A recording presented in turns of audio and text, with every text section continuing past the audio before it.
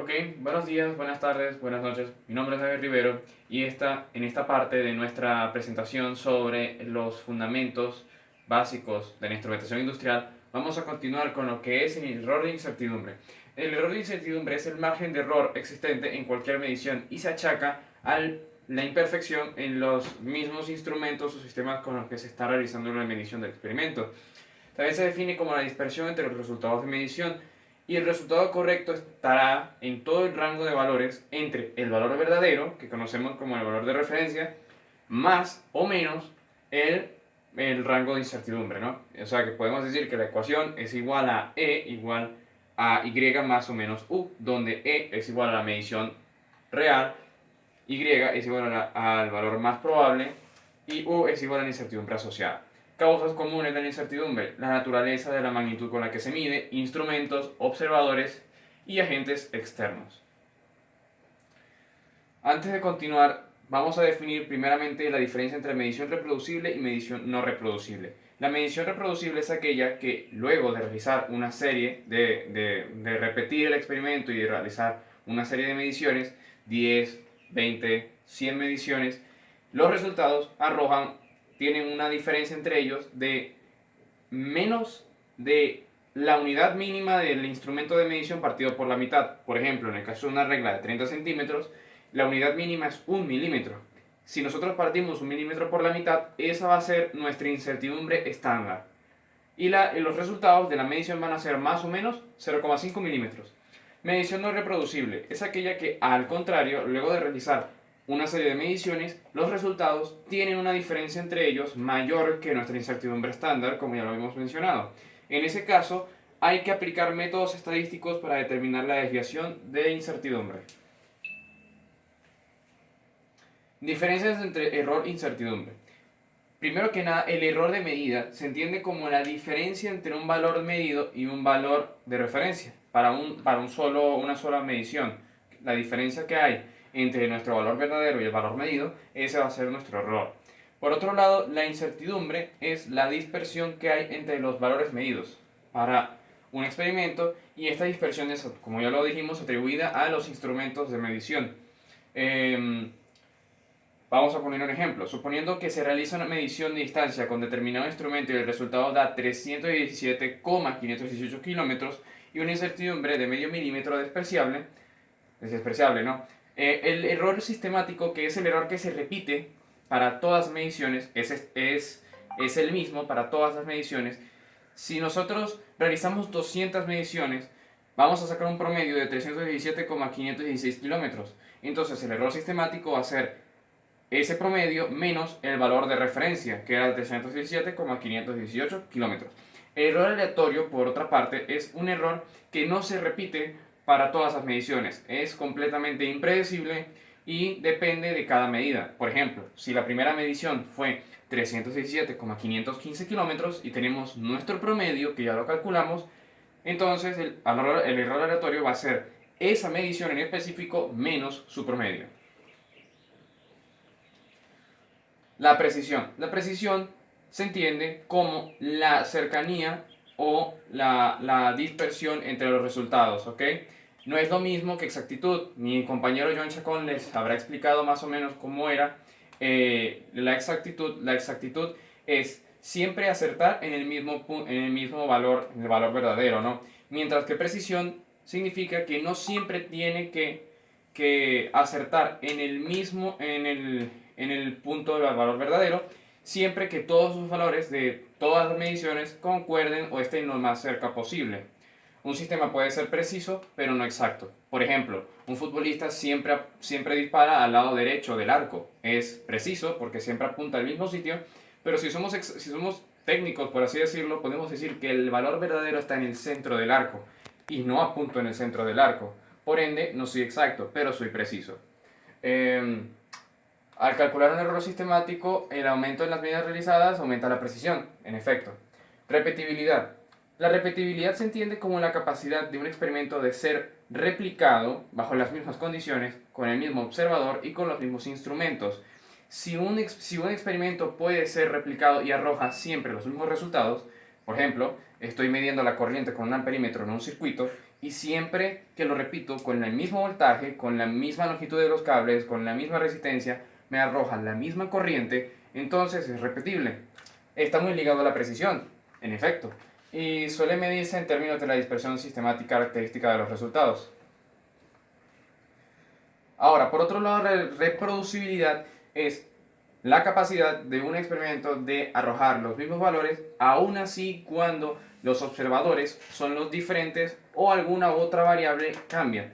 Puede ser el instrumento de medición, el sistema de medición o el mismo observador, como lo podemos ver aquí. En esta imagen, los tres resultados para el operador A, operador B y operador C coinciden. Una buena reproducibilidad significa que el método de análisis es correcto. Cabe destacar que la repetibilidad se enfoca más en los instrumentos de medición y la reproducibilidad se enfoca en la capacidad del observador de realizar las mediciones. Resolución. La resolución se entiende como el valor mínimo que requiere un instrumento para reaccionar ante un estímulo. Es decir, se suele usar una regla que es, si tenemos un instrumento, por ejemplo, la regla de 30 centímetros, cuya unidad mínima es 1 milímetro, esa unidad mínima la vamos a dividir entre un décimo, o sea 0,1 milímetros. Menos de eso es imposible para el instrumento reaccionar. Si nosotros intentáramos calcular la distancia de 0,1 milímetros, ya de por sí sería muy difícil y perdería exactitud. Por ende, la exactitud está entrelazada a la resolución. Un instrumento no puede ser más exacto que la resolución que tiene. ¿Ok? La sensibilidad, por otro lado, es como una especie de función de transferencia, como la ven aquí, una pendiente entre las perturbaciones que recibe el instrumento y la magnitud con la que se mide. Por ejemplo, un transductor, dependiendo de su temperatura que percibe, cambia su resistencia en una relación de ohmio por grado Celsius. Linealidad. La linealidad se refiere a la reacción, al comportamiento del instrumento ante el estímulo, es decir, si el instrumento reacciona de forma proporcional al cambio en un estímulo, es lineal. Por ejemplo, si tenemos un amperímetro con divisiones de 1 miliamperio y con 10 subdivisiones cada uno, estamos hablando de que si, por ejemplo, se mide en un momento 2 miliamperios y en otro momento sube 0,1 miliamperios, en teoría, si fuera lineal, la aguja se movería una subdivisión. En efecto, si no fuese así, entonces no sería lineal, ya que no sería proporcional el efecto. Los errores de cálculo en linealidad suelen ser asociados por falta de calibración, instrumento desgastado, entre otras.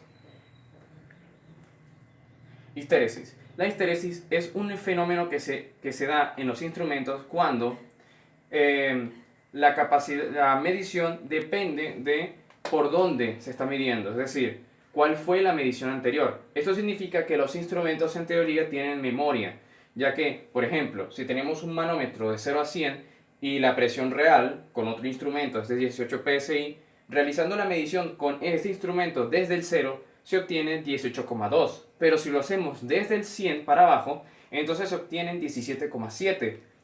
O sea, debería dar lo mismo, ¿no? Entonces el porcentaje de histéresis, que es una proporción que se puede calcular, restamos el valor que hay desde el 0 menos la que va desde el 100, entre 100 menos 0 por 100, y nos da una proporción de histéresis de más o menos 0,5, ya que puede ser para abajo o para arriba. Un buen instrumento tiene una histéresis lineal. Ahora, la banda muerta o deadband. La banda muerta es un espacio de valores, un rango de valores entre los cuales el instrumento no realiza ninguna respuesta. Por ejemplo, tenemos un regulador de voltaje que trabaja sin realizar ninguna respuesta entre 112 y 118 voltios. Él solo va a realizar una respuesta, va a reaccionar cuando se superen esos límites. Entonces puede regular la tensión y llevarla otra vez a los valores nominales, o simplemente va a desconectar la corriente. El corrimiento de cero es el cambio de lectura en un instrumento cuando el instrumento se encuentra en el punto cero, en el punto nulo. ¿Okay? Esto puede suceder usualmente cuando los instrumentos están desgastados, cuando no se mide nada o cuando está en el punto cero, un perímetro, de repente te da otra medida y no te da el resultado que debería de darte, ¿no? Ruido, por otra parte, son perturbaciones ajenas externas al experimento y que afectan negativamente la calidad de las mediciones, ¿ok? Puede ser tanto ruido interno generado por los componentes del mismo instrumento de medición o externo, que ha generado por agentes externos. En el caso del ruido interno puede ser el ruido térmico de un multímetro que tiene resistencias que generan calor y eso altera ligeramente el resultado. Términos dinámicos. El término dinámico o constante de tiempo es el tiempo que requiere un sistema para llegar al 63% de su valor final. Por ejemplo, en el caso de un capacitor de un sistema RC, la ecuación se define como C de t en el tiempo igual a, entre paréntesis, 1 menos C elevado a la menos t sobre R por C. Todo eso cerrado en paréntesis por la entrada, el valor de entrada inicial. Se utiliza mucho para medir cuánto tiempo necesita un sistema para poder alcanzar su valor final. Y es importante en la hoja de datos de cualquier transductor. Tiempo de respuesta. El tiempo de respuesta, por otro lado, es el tiempo que requiere un sistema para poder llegar al 90% o 96% del escalón unitario. Por ejemplo, lo vemos en esta imagen. Supongamos que tenemos un sistema. Ese sistema se le aplica, en teoría, un escalón unitario. Sabemos que el escalón unitario no tiene un tiempo de transición, es instantáneo. Sube a su valor final en un momento instantáneo y se mantiene constante. Pero en la realidad, los sistemas no funcionan así, sino que tienen un tiempo en el que tardan en reaccionar para llegar a su valor final. Nuestro tiempo de respuesta será el 96% de ese escalón unitario, casi llegando al valor final. Y pues bueno, esto ha sido todo. Espero que les haya sido interesante y mi compañero Jesús Martínez va a terminar con el resto de la exposición. Muchas gracias.